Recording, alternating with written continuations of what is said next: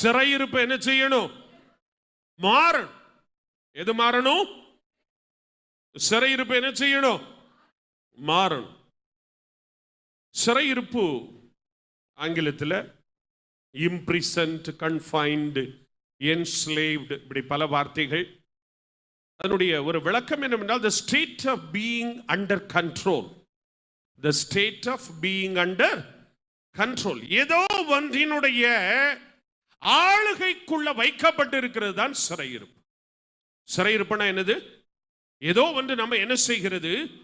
ஆளுகை செய்து கொண்டிருக்கிறது. ஏதோ ஒன்று நம்மை அடிமைப்படுத்தி கொண்டிருக்கிறது. ஏதோ ஒன்று நாம் எழும்ப கூடாதபடிக்கு, நாம் நன்மையை காணக்கூடாதபடிக்கு, ஆசீர்வாதத்தை காணக்கூடாதபடிக்கு நம்மை அது சிறைப்படுத்தி வைத்திருக்கிறது. ஹல்லேலூயா, ஹல்லேலூயா. ஆண்டவர் என்ன சொல்றாரு? நான் எதை திருப்புவேன்? எதை திருப்புவேன்? சிறையிருப்பை என்ன செய்வேன்? திருப்புவேன். ஹல்லேலூயா, ஹல்லேலூயா. மனிதன் பலவிதமான சிறையிருப்பில் வாழ்ந்து கொண்டிருக்கிறான். சில நேரங்கள் ஆவிக்குரிய ஜனங்களும் சிறையிருப்பில் என்ன செய்கிறார்கள்?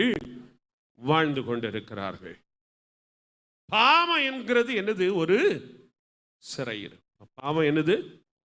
பாவம் செய்கிற எவனும் பாவத்துக்கு அடிமையாயிருக்கிறான். அடிமையாயிருக்கிறான். அல்லேலூயா, ஹல்லேலூயா, ஹல்லேலூயா.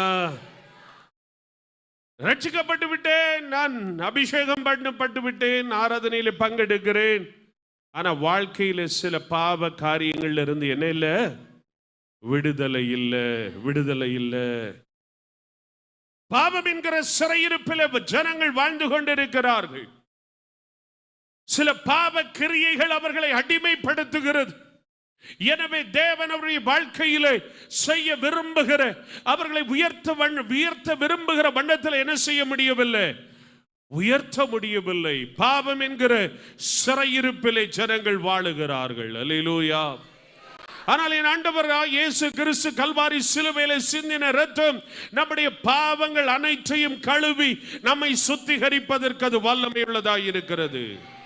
ஹல்லேலூயா, ஹல்லேலூயா.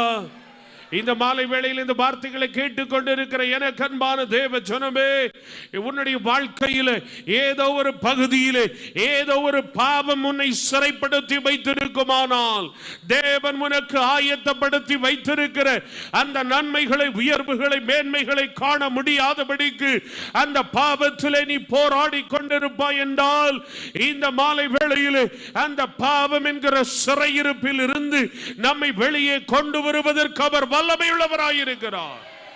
ஹல்லேலூயா, ஹல்லேலூயா, ஹல்லேலூயா. நம்முடைய பாவங்கள் சிலவற்றை நம்மால் வெளியே சொல்ல முடியாது. ஆனால் என் ஆண்டவராய் இயேசு கிறிஸ்துவினுடைய இரத்தத்தினாலே கழுவப்படக்கூடாது, மன்னிக்கப்படக்கூடாது எந்த ஒரு பாவமும் இந்த உலகத்திலே கிடையாது.